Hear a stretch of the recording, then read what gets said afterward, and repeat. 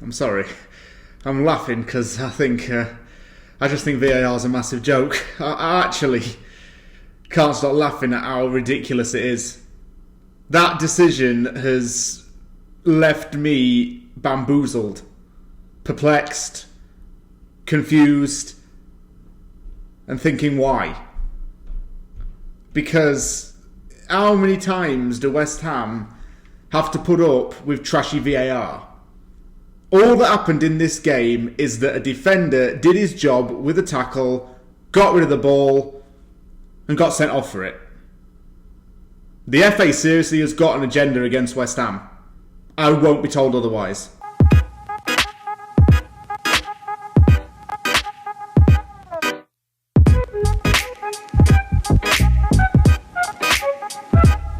It has just finished West Ham United 0, Chelsea 1 at the London Stadium. Chelsea strengthened their grasp on the top four with this win, and West Ham lose 2 in a row for the first time since the opening 2 games of the season.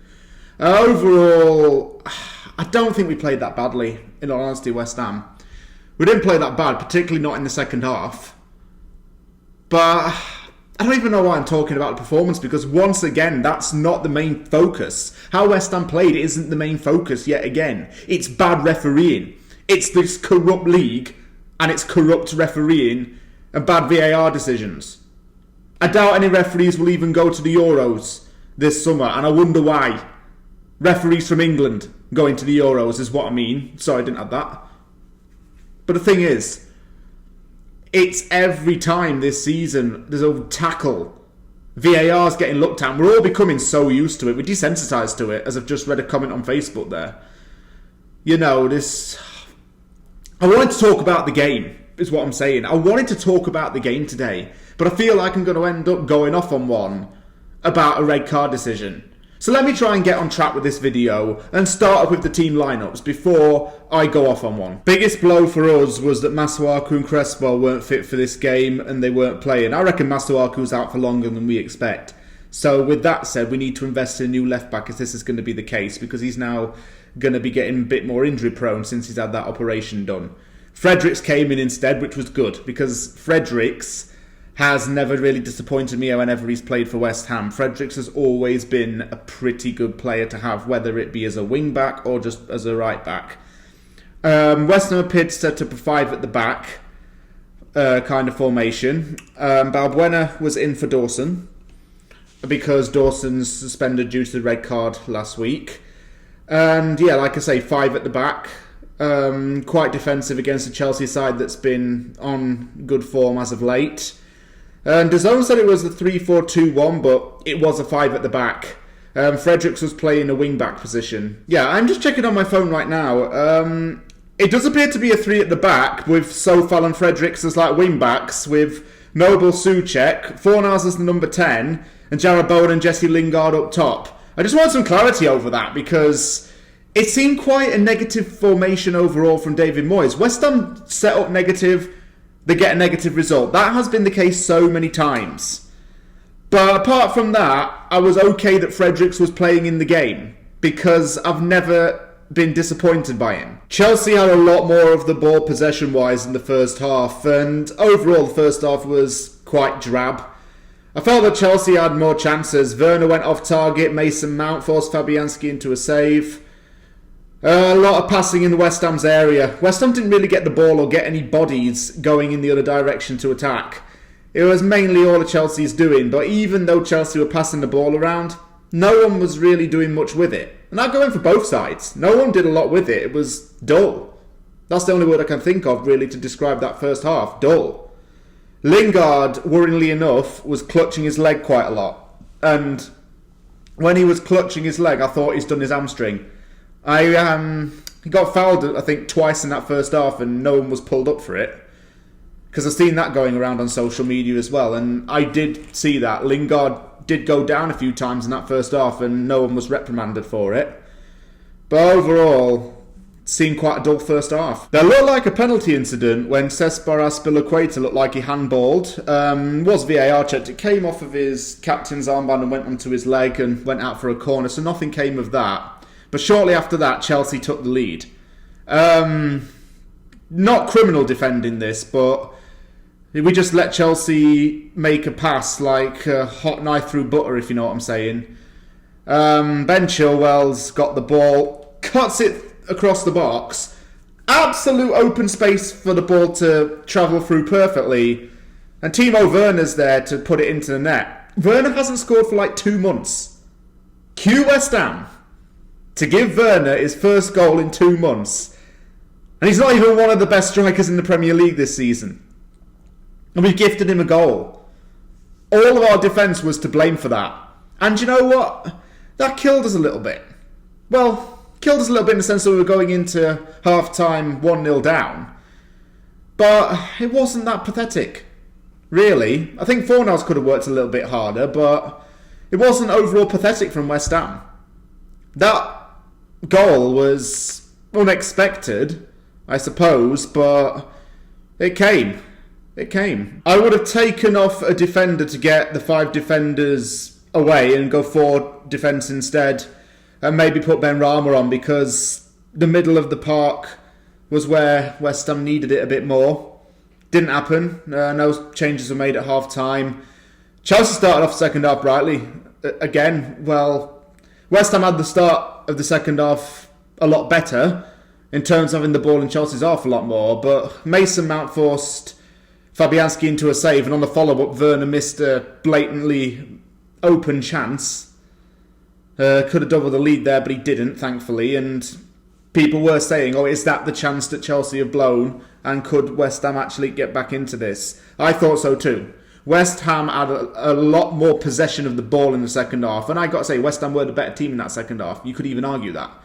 I liked how West Ham moved the ball. We moved the ball very well. Good passing. Players having a bit more zonal awareness.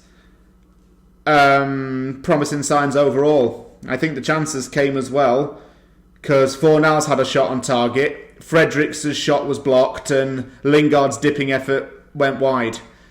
So, yeah, promising's the word that I would have used to talk about that. West Ham needed tactical changes. Tactical changes happened, and they were good substitutions.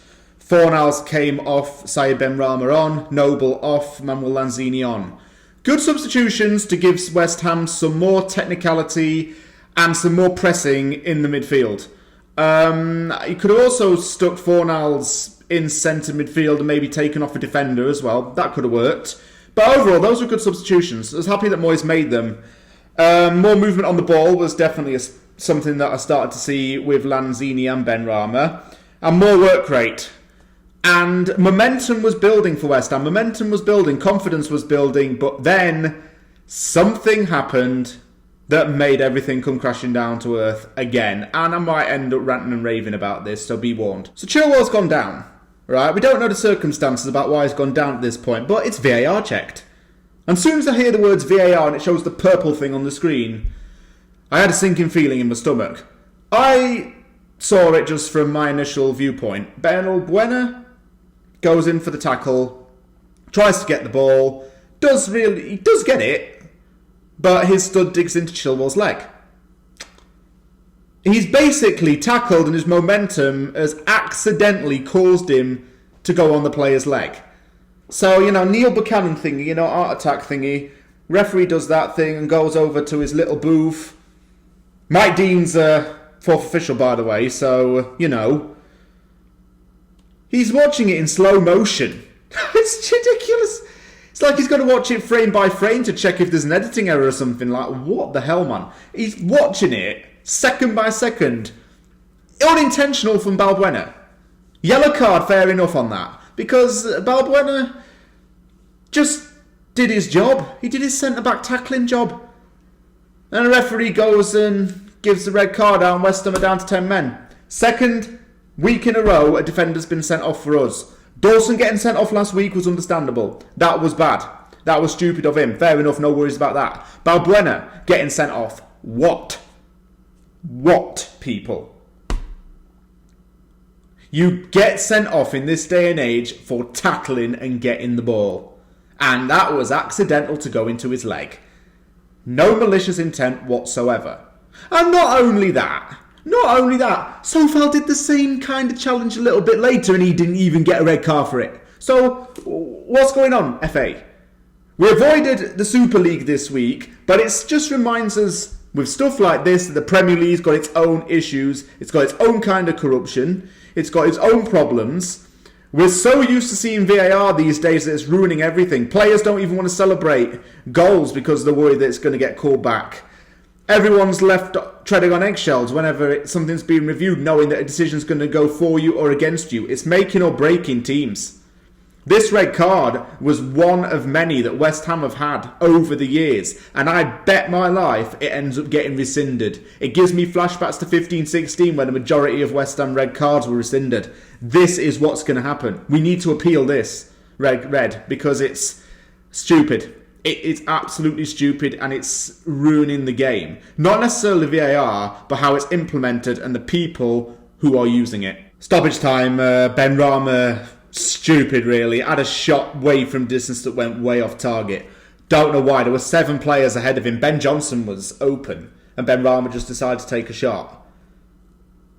I mean, I want Ben Rama to succeed at West Ham, but when he's doing things like that, the manager questions it, and rightly so. What was Ben Rama doing there? No need for him to do that in stoppage time when he could have easily passed it to Johnson and something else could have happened. Why did he do it? I don't know. But it finished 1-0 to Chelsea. Most of my energy and most of my thoughts have been on that red card because it was stupid.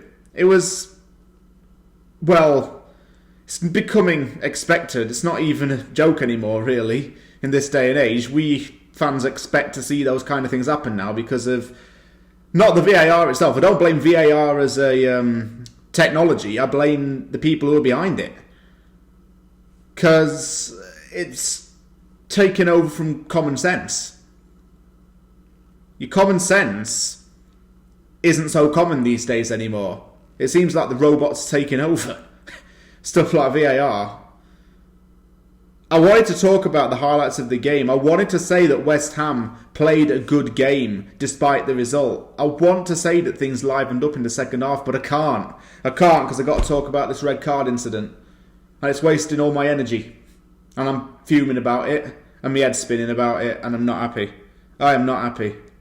But it's not all doom and gloom. We got 5 games left. We got Burnley next week. Declan Rice is meant to be back for that, as is supposedly Cresswell and Masuaku. So, got to get the spine of the team back, really. And, yeah, go from there. But it's not good losing 1-0. But other factors are at play. Thank you very much for watching Aftermath. I want to hear your thoughts about that decision in the comments as well. If you like the video, hit the like button and don't forget to subscribe for more content. Next week, off the press as per usual and the preview for the Burnley game. You probably know the drill by now if you watch my channel. You know what's coming up. Oh, I'm still annoyed by that red card. Thank you very much for watching this video. Take care. And I wish everybody but Chris Kavanagh a very good day.